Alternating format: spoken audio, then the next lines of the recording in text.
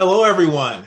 Welcome to the session, Cracking the ACTFL Code, How to Write a Successful Proposal. This session was sponsored by the ACTFL Convention Committee, and we hope this session will help you better understand the types of proposals that you can submit, the steps that are involved in the proposal review process, and how to submit the best proposal possible to help ensure that we have a high-quality convention. You'll notice at the bottom of most slides, you'll be able to access this presentation later by typing in that tiny URL link, tinyurl.com/ACTFL2022. Here, you'll see a list of the convention committee members. You'll notice that we represent various instructional levels, various languages, and various regions. Two members are joining us today for this presentation. First, you have me. My name is LJ Randolph. I am an associate professor of Spanish and education at the University of North Carolina, Wilmington, and my regional organization is SCOPE. Hello, my name is Catherine Uslan, and I'm a French teacher at Mount Vernon High School in Washington State. I'm with the PNCFL, Pacific Northwest Council for Languages. Thank you, LJ. Great, thanks, Catherine. Thanks for joining me for this presentation. Also, Catherine and I want to remind you that we will both be available during the session, interacting through the chat. So if at any point during the presentation you have a question or a comment, please feel free to let us know. So if you didn't already know, I am very excited to announce for you all that the 2022 Call for Proposals is open. We are planning a mostly face-to-face conference in Boston, Massachusetts on November the 20th through the 22nd, 2022. And we will have some options to participate virtually, and we'll talk a little bit about that during this presentation. The submission deadline to get your proposals considered for this convention is Friday, January the 14th, 2022 at 11:59 p.m. Eastern Time. I want to start by sharing some general information about the session proposal process. Presentations may be given in languages other than English. However, the proposal, meaning the title and the description that will appear in the program, those must be written in English. You may submit one proposal as the lead presenter, and you may be a co-presenter on one additional proposal. We do go through the proposals, and sessions from the same individuals with similar titles or content will not be considered. Although you do not have to be a member of ACTFL at the time of submitting your proposal, presenters must be current members of ACTFL or one of the partner organizations in order to actually give their presentation at the conference or the convention. So what are the various types of proposals? Let's take a look. First, we have an in-person session. In-person sessions are 45-minute sessions with about 10 to 15 minutes dedicated to questions or discussion at the end. For an in-person session, you can have a single presenter, or you can have a lead presenter with up to 3 co-presenters. For the 2022 convention, we'll also have the option for a virtual session. A virtual session is a pre-recorded 45-minute video presentation. It can also have a single presenter or a lead presenter with up to 3 co-presenters. You have the option of submitting a proposal for a practice-oriented paper. This is a 15-minute presentation with about 10 minutes dedicated to content and 5 minutes for questions. And those 15-minute presentations will be grouped together with other relevant papers in order to create a 45-minute session. For practice-oriented paper proposals, you can only have a single presenter for these. And we recommend that you focus on specific classroom applications, activities, and techniques. Another option is a research-oriented paper. This is also a 15-minute presentation with about 10 minutes for content and 5 minutes for Q&A and discussion. Just like the practice-oriented papers, these are grouped together with other relevant papers for a 45-minute session. Also, just like the practice-oriented papers, they can only have a single presenter. So if your research paper is co-authored with other presenters, you'll need to decide which presenter will submit the proposal and give the presentation, because you'll only have 15 minutes for the presentation at the convention.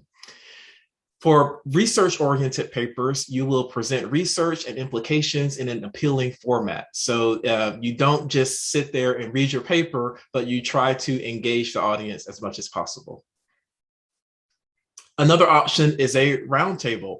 A roundtable is a 45-minute presentation or discussion with a group of about 10 people. For roundtables, you can have a maximum of 2 presenters, and this type of presentation format is ideal for networking and in-depth discussion. And finally, you have the option of submitting a proposal for an electronic poster.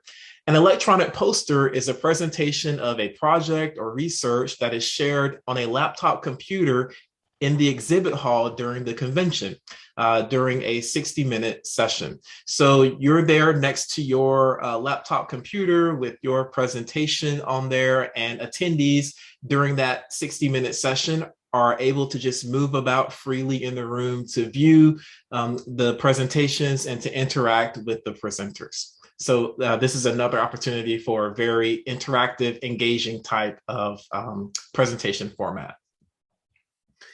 So I also want to demystify the review process. What happens once you decide on the type of proposal that you want to submit?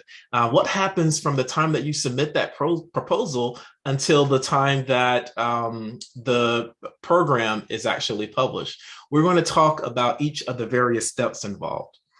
So the first step, obviously, is you submit a completed proposal adhering to all of the guidelines that I just discussed by 11:59 p.m. Eastern Time on January 14th, 2022. Then your proposal goes through a blind review process. For the blind review, each proposal is reviewed by at least 3 to 5 peer evaluators using the ACTFL rubrics, and we'll talk about those rubrics later. The proposal is reviewed by people who are on the ACTFL Convention Committee, by individuals in the ACTFL Special Interest Groups, the SIGs, volunteer reviewers for ACTFL, and ACTFL Convention partner organizations.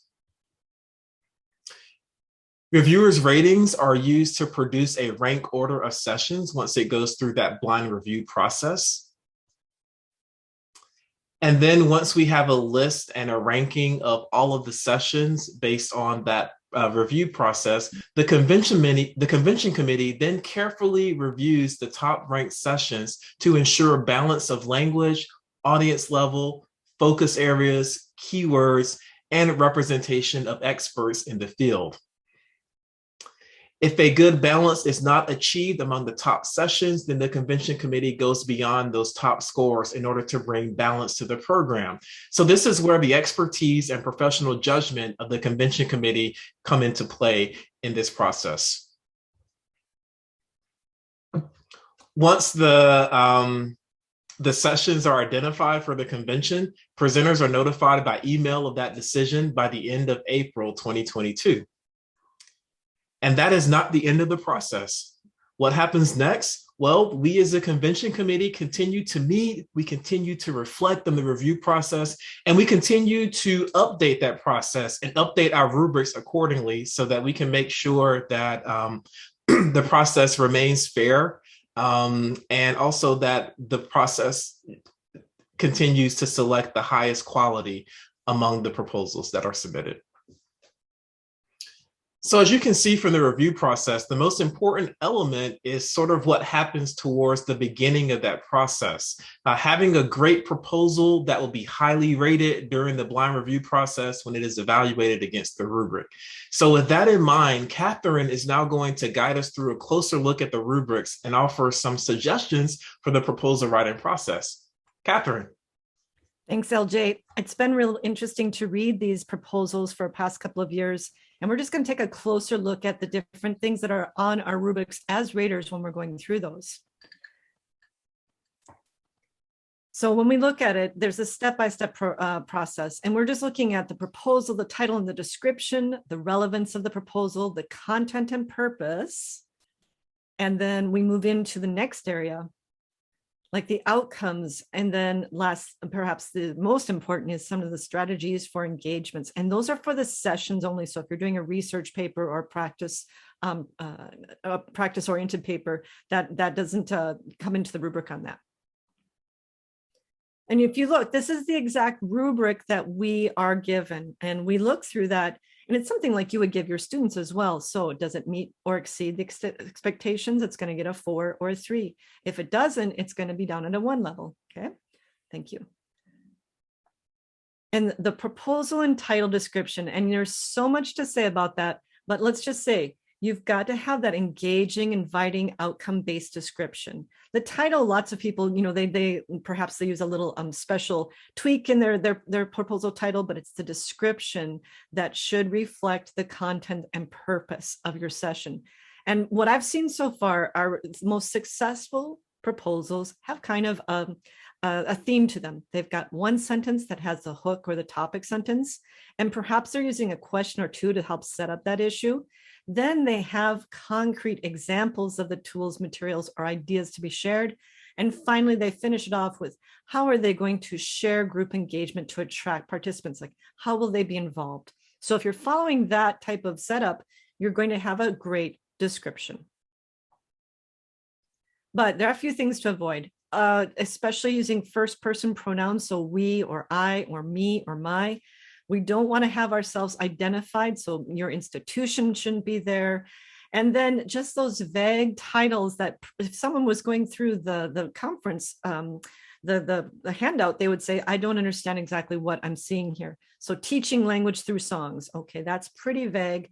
Get into the actual content that you're thinking of, or technology for language learning. That could be anything. So give some background and some oomph to your title, please. In the proposal and title area, we have a few examples that you can look at right here. And these are good, solid proposal and, just the description. You'll see that they follow that 1, 2, 3, sentence 1 with a hook, sentence 2 and 3, maybe with the setup, and then sentence 3, they put it all together on how the participants will be engaged in this. So if you look at these are good quality examples. So the first one says, authentic assessments are important in the world language classroom. That's a great hook, a great topic sentence as we take to our students. This session will provide examples of opinion letters and public service announcements that connect to the world readiness and social justice standards. Again, they set that up with the exact examples of what they're going to show. Participants will collaborate to create similar assessments. And they finish it off with, how is the group going to get involved with this? Okay, so that's a strong proposal description. Let's take a look at the second one. It reads, need ideas for novice level speaking strategies? Participate in a round table about innovative activities centered around comprehensible questions, eliciting and supporting output, and reducing affective filters. Strategies encourage students to move from words or lists to chunks and parroted structures, and at novice high, begin to create with language. And so again, we see a good formula here in that we've got a question as our hook, and then we have explicit ideas of we're going to be working on comprehensible questions and moving our students from basic structures to chunks and parroted language. They don't necessarily have a group experience, but this reads very well. We know exactly what they're going to be doing. Then I want to suggest that you might look at these as something to avoid, like we've seen many of these where the language wasn't very clear, or it was sort of a circular description and didn't really pull it together. If you're a little confused on what that might mean, have someone else, perhaps someone that you don't even know, read it. Maybe a colleague in a different content area. Do they understand your description? These are some basic ideas that you want to try and avoid. Let's take a look at these. My communication is a presentation of materials and how they are used for students.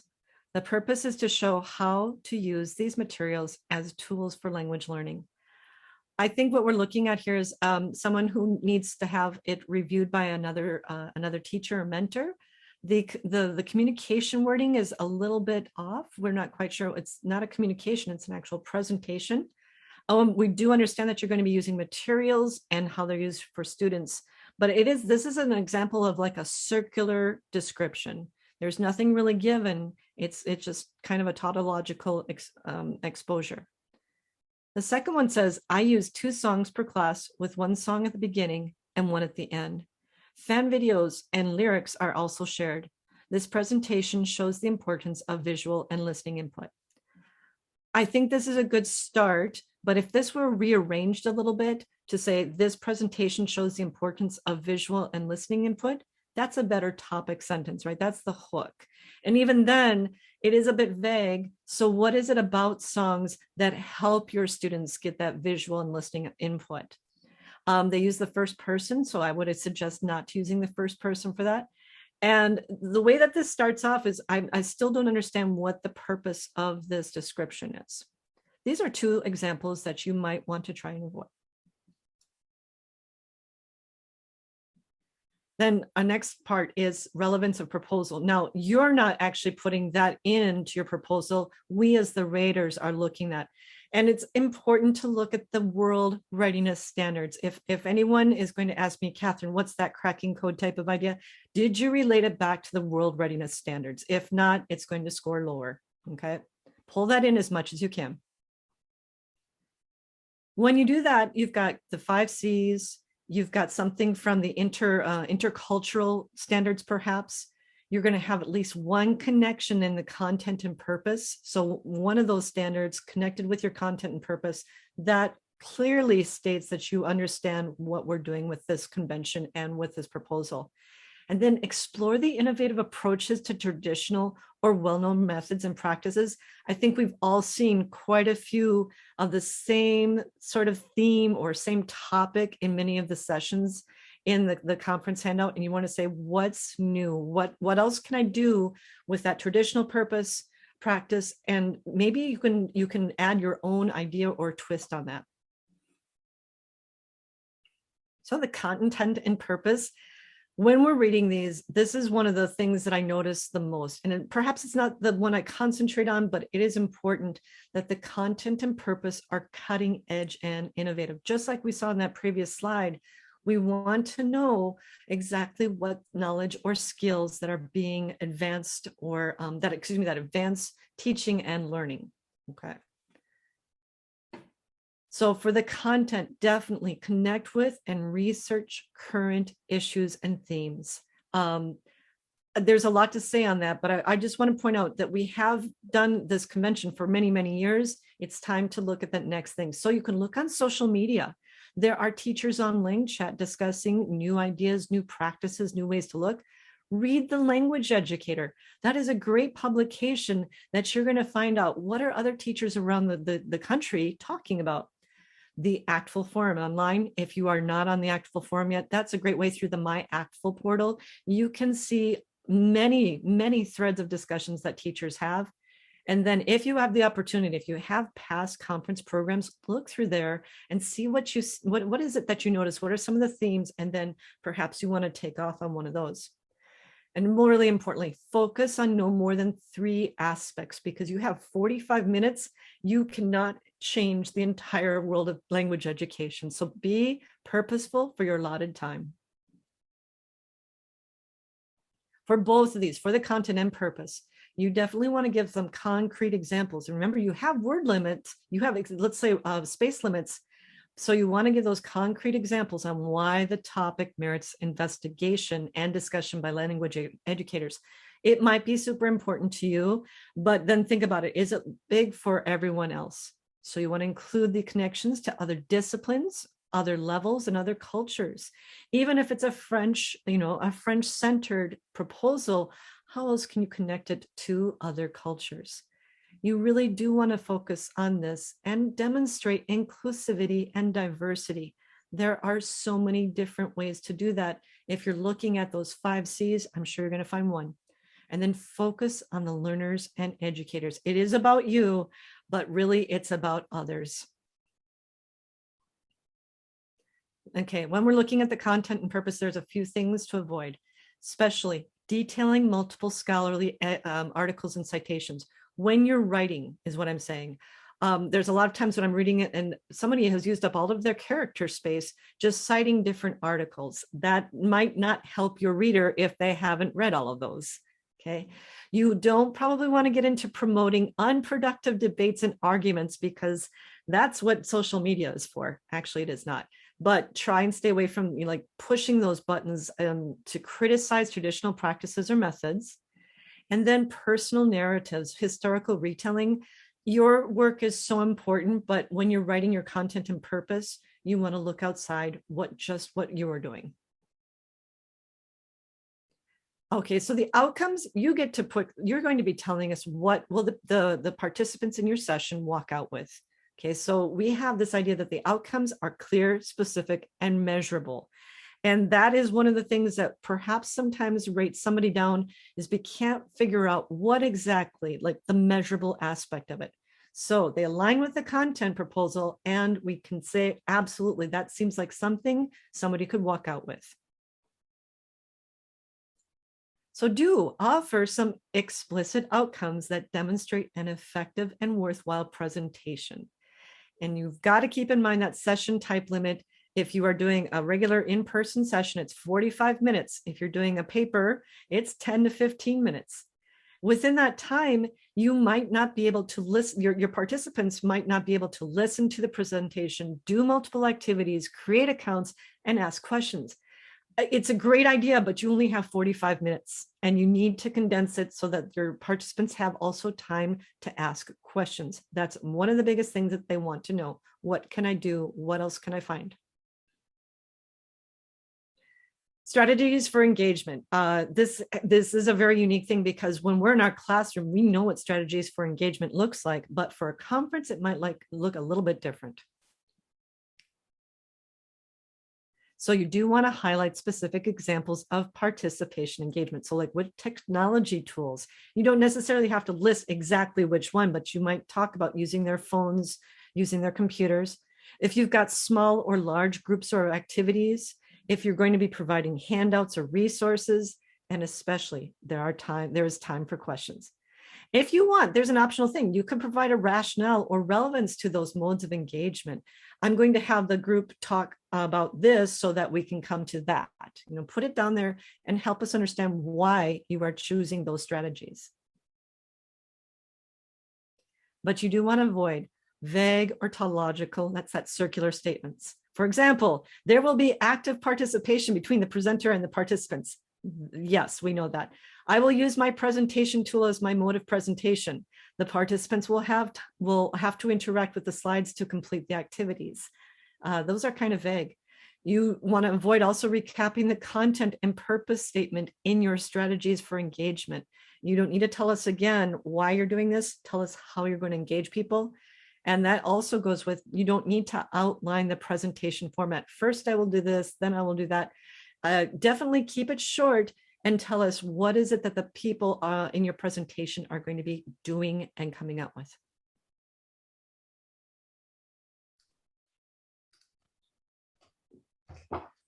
Wow, thanks, Catherine. Those were some amazing pieces of advice that you gave folks, and hopefully people will walk away with a better understanding of the rubrics that we use to evaluate sessions, and some great ideas for how they can get started with developing their own session and some best practices. So thank you for all of that. I also want to mention some final tips as we conclude our presentation here. So first, reach out to a colleague or mentor to read and rate your proposal against the rubric. You may think that you hit all the bullet points within the different categories in the rubric, but someone else may be able to offer some suggestions that maybe you didn't have in mind or you didn't think of. So if to the extent possible, if you have time, make sure that you get a colleague or a mentor to give you feedback on the proposal as it relates to the rubric. If English is not your dominant language, maybe it would be a good idea to ask a native speaker to give input on natural language use. Now, we're all language professionals. We know that in most types of communication, there's negotiation of meaning, there's opportunity to ask questions, to elaborate, and to clarify. But here with this process, you don't really have that option. So you want to make sure that your message is communicated as clearly as possible and that the reviewers will not misinterpret or misunderstand any element of your proposal. And so that's why we have that here as a best practice to make sure that you have a native speaker of English to review your proposal if English is not one of your dominant languages. Remember that the proposal deadline is 11:59 p.m. Eastern time. So if you're not on the East Coast, don't wait until 11:59 your time to do it because you may miss the deadline. So make sure that you keep that in mind and that you account for that with your particular time zone. And then finally, if your proposal isn't accepted, simply revise and resubmit for the following year. Unfortunately, we can't accept all of the great proposals that people submit. And there are many great sessions that, for whatever reason, just barely didn't make the cut. We do have to put the cutoff somewhere. So if your proposal isn't accepted, don't take it personally. Just revise and resubmit for the next year. We really want to have a diverse program with many voices represented. And so please, we encourage you to resubmit if you submitted a proposal that previously was not accepted. And so I think we're all ready, right? It's your turn. Hopefully this presentation was helpful for you. And now you can submit your proposal with a lot more confidence. So what you want to do is go to the Call for Proposals website and portal, and that's available from the ACTFL homepage, which is actfl.org. You can also click the screenshot that you see in this slide. Again, at the bottom there, that tinyurl.com/actfl2022, that takes you to this slide deck. And if you click the image that you see on this slide, it will take you directly to the page that you need to go to in order to get started on your own proposal. So how do you get started? Well, first thing you need to do, decide on the best format for your proposal type. Do you want to do an in-person session, a virtual session, a practice-oriented paper, a research-oriented paper, a roundtable, or an electronic poster? So choose the best proposal format for your content and the way that you wish to share the information and engage with the audience. Choose the focus area and keyword. Write your title, and then you're ready to draft a program description. So we hope this presentation was helpful. Catherine and I will hang around to answer any lingering questions. I think that we have several minutes within this session to be able to engage with all of you.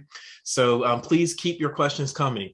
And also, if any of you have advice or tips that we didn't mention, please do share those in the chat as well. We'll love to hear from you. And we know that many of you are veteran presenters, and so you probably have advice that would be helpful for some of the viewers of this presentation. Catherine, is there anything else that you would like to add? I have two, actually. I would say be mindful of the character limits that are on each of those sections. It's not a word limit, it's a character limit. And that is an interesting including experience. Spaces.